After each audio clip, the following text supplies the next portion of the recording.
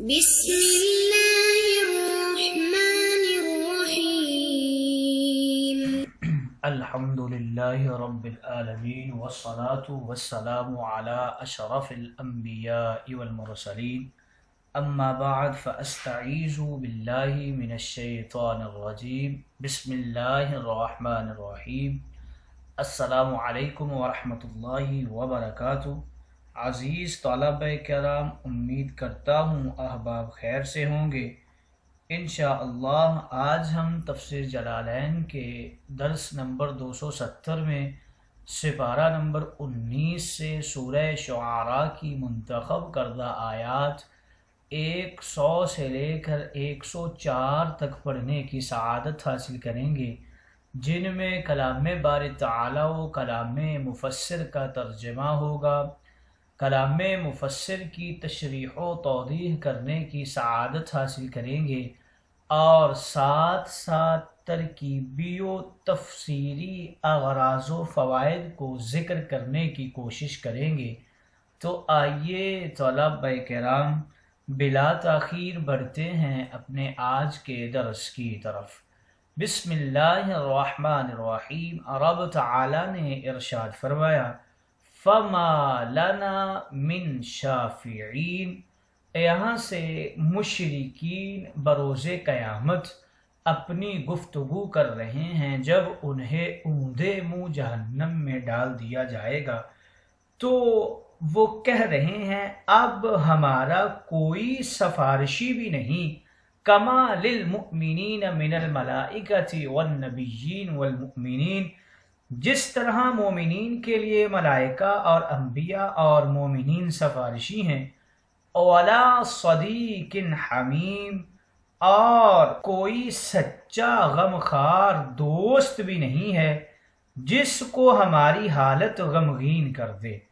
Flu ان لنا کرۃ رجعۃ الی الدنیا فنکون من المؤمنین، کاش کہ ہمیں ایک مرتبہ پھر دنیا میں واپس جانا مل جاتا تو ہم ایمان لے آتے۔ بتا رہے ہیں کہ یہاں پر لو تمنی کے لیے ہے اور نکون اس کا جواب ہے۔ ان فی ذالک المذکور من قصۃ ابراہیم و قومہ، اس مذکورہ قصے میں ابراہیم اور اس کی قوم کا جو قصہ ذکر کیا گیا ہے نشانیاں ہیں۔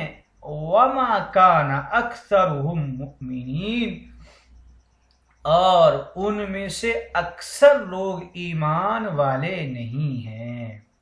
وَإِنَّ رَبَّكَ لَهُوَ الْعَزِيزُ الرَّحِيمُ، اور یقیناً آپ کا پروردگار ہی غالب مہربان ہے۔ آئیے طلبہ کرام ترجمہ کے بعد بڑھتے ہیں آج کے درس کی تشریح و توضیح کی طرف۔ یہاں سے مشرکین کا کلام ذکر کیا جا رہا ہے۔ اس سارے معاملہ کے بعد، یعنی جب انہیں جہنم میں اور ان کے معبودین کو جہنم میں اوندے منہ ڈال دیا جائے گا، اس کے بعد مشرکین کہیں گے ہمارے لیے کوئی شفاعت کرنے والا نہیں ہے اور نہ ہی کوئی سچا دوست ہے۔ جب مشرکین اور کفار یہ دیکھیں گے کہ انبیاء علیہم السلام اور ملائکہ مومنوں کی شفاعت کر رہے ہیں اور ان کو دوزخ اور عذاب سے نجات دلا رہے ہیں، تو اس وقت وہ حسرت و یاس اور افسوس سے کہیں گے کہ ہمارے لیے تو کوئی بھی سفارش کرنے والا نہیں اور نہ کوئی سچا دوست ہے۔ علامہ راغب اصفہانی آپ لکھتے ہیں صدیق کا معنی ہے دوست، اس کی جمع اصدقاء ہے۔ علامہ راغب نے کہا ہے صداقہ کا معنی ہے دوستی میں صدق اعتقاد، اور یہ صرف انسان کے ساتھ مخصوص ہے۔ اور حمیم کے معنی کے حوالے سے ذکر کر رہے ہیں نہایت گرم پانی اور گہرے دوست کو کہتے ہیں۔ اصل میں حمیم سخت گرم پانی کو کہتے ہیں، اور اسی اعتبار سے اس قریبی دوست کو بھی حمیم کہا جاتا ہے جو اپنے دوست کی حمایت میں گرم ہو جائے۔ اگر حمیم گرم پانی کے معنی میں ہو تو اس کی جمع حمائم ہے، اور اگر گہرے دوست کے معنی میں ہو تو اس کی جمع احما آتی ہے۔ حمیم بمانے گرم پانی قرآن مقدس میں کچھ یوں مذکور ہے، وَسُقُوا مَاءً حَمِيمًا، اور کافروں کو دوزخ میں گرم پانی پلایا جائے گا۔ اور اگر دوست کے معنی میں ہو تو آیت مقدسہ میں یوں مذکور ہے، وَلَا يَسْأَلُ حَمِيمٌ حَمِيمًا، اور کوئی دوست کسی دوست کو نہیں پوچھے گا۔ مومنوں کی مغفرت اور اس پر کفار کی حسرت کے حوالے سے کچھ احادیث مقدسہ بھی ہیں۔ حضرت جابر سے روایت ہے، رسول اللہ نے فرمایا، لوگ قیامت کے دن پل صراط سے گزریں گے، اور صراط ایک پھسلوی جگہ ہے، لوگ اس سے پھسل کر دوزخ کی آگ میں گریں گے اور دوزخ کی آگ ان کو پکڑ لے گی، اور جس طرح برف باری کے ایام میں برف گرتی ہے اسی طرح دوزخ کی آگ ان پر گرے گی، اور وہ بہت زور سے چنگار رہی ہوگی۔ وہ اسی حال میں ہوں گے کہ ان کے پاس رحمان کی جانب سے ایک ندا آئے گی، اے میرے بندو تم دنیا میں کس کی عبادت کرتے تھے؟ وہ کہیں گے، اے ہمارے رب تو خوب جانتا ہے، ہم تیری ہی عبادت کرتے تھے۔ پھر وہ ان کو ایسی آواز کے ساتھ جواب دے گا کہ تمام مخلوق میں سے کسی نے ویسی آواز نہیں سنی ہوگی، اے میرے بندو مجھ پر حق ہے کہ میں آج تم کو اپنے سوا کسی کے سپرد نہ کروں، میں نے تم کو معاف کر دیا اور تم سے راضی ہو گیا۔ پھر اس وقت ملائکہ شفاعت کے لیے کھڑے ہوں گے، پس لوگ اس جگہ سے نجات حاصل کریں گے، اور وہ لوگ ان کے نیچے دوزخ میں ہوں گے۔ وہ کہیں گے، کیا وجہ ہے؟ ہمارے لیے کوئی شفاعت کرنے والا نہیں ہے اور نہ ہی کوئی سچا دوست ہے۔ اللہ تعالی پھر فرمائے گا، ان کو اور غاوون کو اوندے منہ دوزخ میں گرا دیا جائے گا۔ حضرت ابن عباس نے فرمایا کہ ان سے کہا جائے گا، اب تم آخر دن تک دوزخ میں رہو۔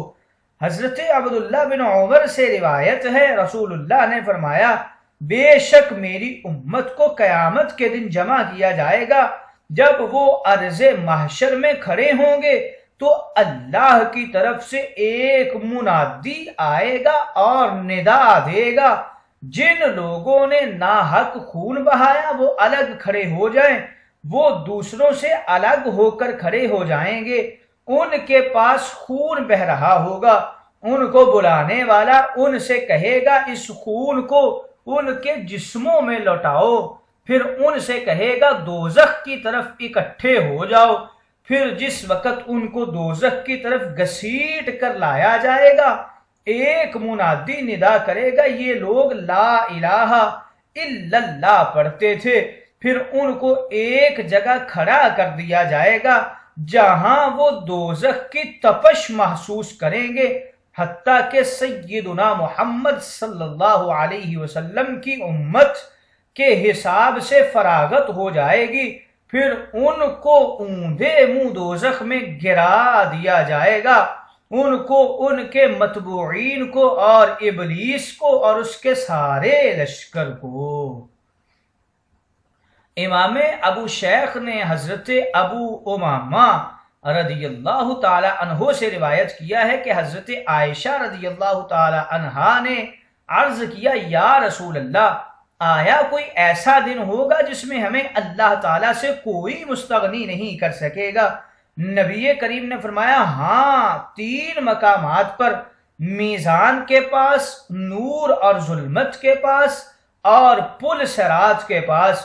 جس کو اللہ سلامت رکھنا چاہے گا اس کو پل صراط سے گزار دے گا، اور جس کو چاہے گا اس کو اوندھے منہ دوزخ میں گرا دے گا۔ حضرت عائشہ رضی اللہ تعالی عنہا نے پوچھا، یا رسول اللہ، پل صراط کیا چیز ہے؟ آپ نے فرمایا، وہ جنت اور دوزخ کے درمیان ایک راستہ ہے جو استرے کی مثل ہے، لوگ اس سے گزریں گے اور ملائکہ دائیں بائیں صف باندھے کھڑے ہوں گے، اس پر درخت سعدان کے کانٹوں کی طرح آنکڑے ہوں گے، اور وہ فرشتے دعا کر رہے ہوں گے اے رب سلامت رکھ سلامت رکھ، اور ان کے دل خالی اور اڑے ہوئے ہوں گے۔ بس جس کو اللہ چاہے گا اس کو سلامت رکھے گا، اور جس کو چاہے گا اسے اوندھے منہ گرا دے گا۔ مومنین کے دوستوں کا قیامت کے دن کام آنا اور کفار کا اس نعمت سے محروم ہونا۔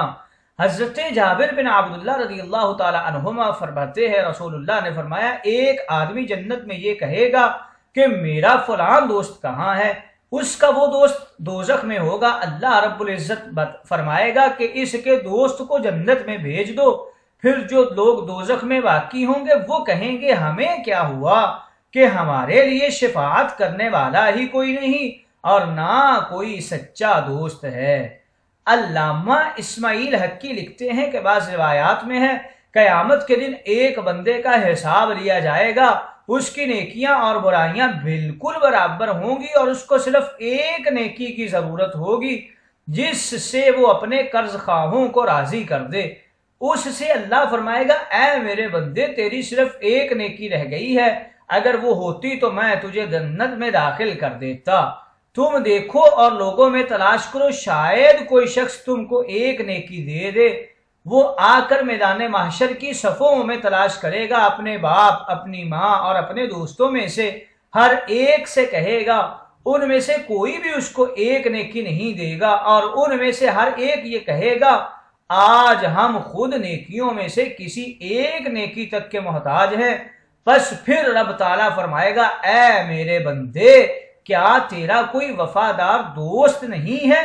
پھر اس بندے کو اپنا ایک وفادار دوست یاد آئے گا، اور وہ اس کے پاس جا کر اس سے ایک نیکی کا سوال کرے گا، وہ اس کو ایک نیکی دے دے گا، وہ پھر اسی جگہ اپنے رب کو اس نیکی کے ملنے کی خبر دے گا۔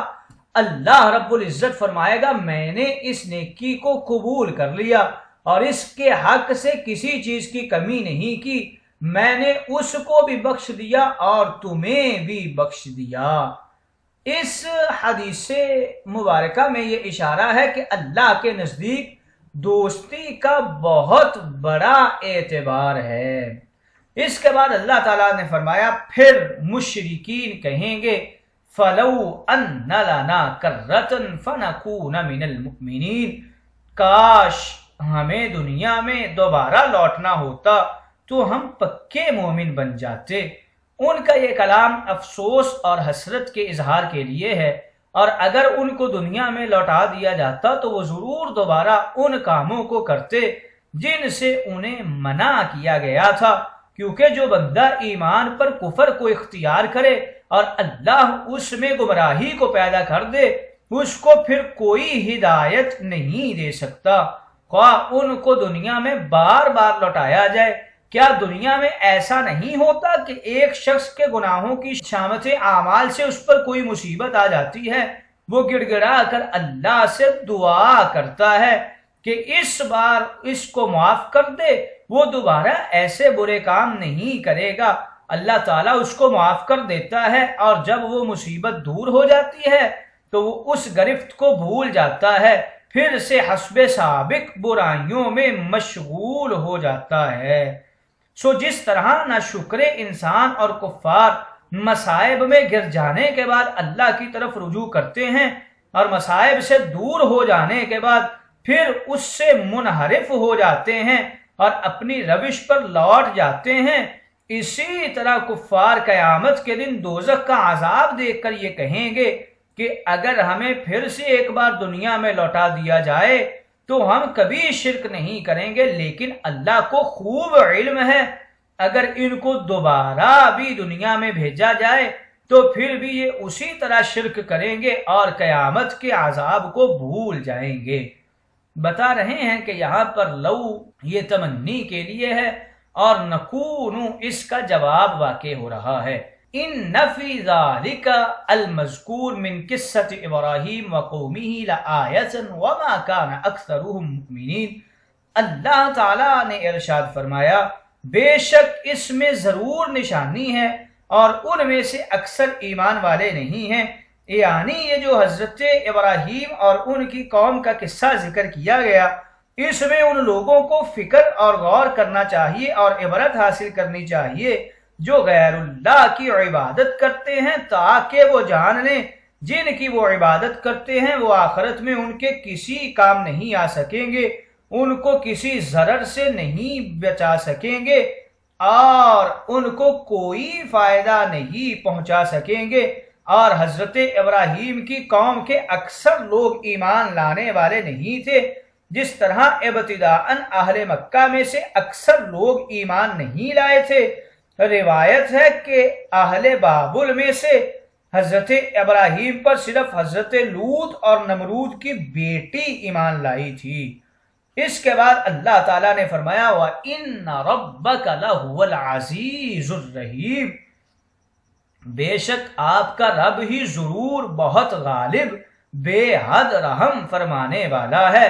اللہ تعالیٰ بہت غالب ہے، جب چاہے منکرین اور مشرکین پر عذاب بھیج کر ان کو نیست و نابود کر سکتا ہے، اور بہت رحیم ہے کہ وہ عذاب نازل کرنے میں جلدی نہیں کرتا اور مشرکین کو رجوع کرنے اور توبہ کرنے کی مہلت دیتا ہے، اور جو اس کی بارگاہ میں توبہ کے لیے ہاتھ اٹھاتا ہے تو اس کی توبہ کو قبول کر لیتا ہے۔ اللہ تعالیٰ نے اپنی رحمت واسعہ سے قریش کو ایمان لانے کی مہلت دی، یا یہ کہ ان کی اولاد میں سے کوئی ایمان لے آئے۔ انسان کا نفس اس کو برائی کا حکم کرتا ہے، اس لیے وہ اس کو کفر کا حکم دیتا ہے، اور کم لوگ ایسے ہوتے ہیں جو اپنے نفس امارہ کی حفاظت کر کے ایمان اور تقوی کی راہ اختیار کرتے ہیں۔ اس لیے فرمایا ان میں سے اکثر ایمان والے نہیں تھے۔ اللہ تعالیٰ رحیم ہے، وہ اپنی رحمت سے ان لوگوں کو اپنی راہ دکھاتا ہے جو اس کی طرف پہنچنے کے لیے کوشش اور جد و جہد کرتے ہیں۔ ہر چرد کے ہدایت اللہ تعالیٰ کی عطا اور اس کے کرم سے حاصل ہوتی ہے، لیکن اس کے لیے ہدایت کے اسباب کو حاصل کرنا ضروری ہے، اور انسان اس دنیا میں اللہ کی نافرمانی کرنے پر اور اپنے نفس کو ملامت کرے اور گناہوں پر توبہ کرے اور ان کا تدارک اور تلافی کرے، بجائے اس کے کہ قیامت کے دن کفار کی طرح اپنے برے اعمال پر کف افسوس مرے اور پچھتائے اور یہ تمنا کرے کہ کاش اس کو ایک اور نیکی کا موقع دیا جائے اور پھر اسے دنیا میں بیچ دیا جائے۔ آئیے طلبہ کرام تشریح و توضیح کے بعد بڑھتے ہیں ترکیبی و تحقیقی اغراض و فوائد کی طرف۔ فلو ان لنا کرۃ کے حوالے سے ذکر کر رہے ہیں، کاش ہم کو ایک مرتبہ دنیا میں واپس جانا مل جاتا۔ لو ہونا للتمنی فنکون من المؤمنین، یہ اس لو کا جواب واقع ہو رہا ہے، اور بعض حضرات نے کہا لو شرطیہ ہے، اس کا جواب محذوف ہے، اور فنکون کرۃ پر معطوف ہے۔ تقدیری عبارت یہ ہوگی لو ان لنا کرۃ فنکون من المؤمنین لرجعنا اما كنا علیہ، یا جواب لخلصنا من العذاب ہو سکتا ہے۔